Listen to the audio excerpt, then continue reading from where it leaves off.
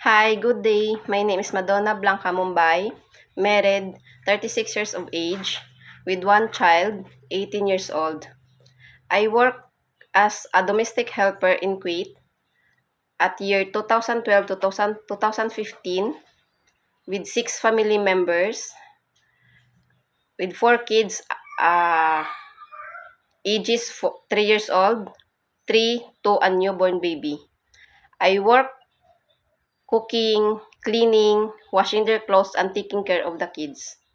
I also work as domestic helper at Malaysia 2015 to 2017 with 6 family members, 2 kids ages 3 years old and 6 months old baby. I also work there for them as cooking, cleaning, washing the clothes, and taking care of the kids, bringing them to the school.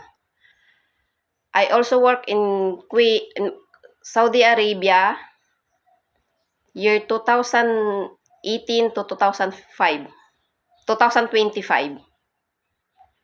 For 5 years, I work in one family with 4 family members with 2 kids, ages 3 years old and a newborn baby. I also work for them for cooking, cleaning, washing their clothes, and ironing. After I work for one family in Saudi Arabia, I transfer work at international school for 2 years.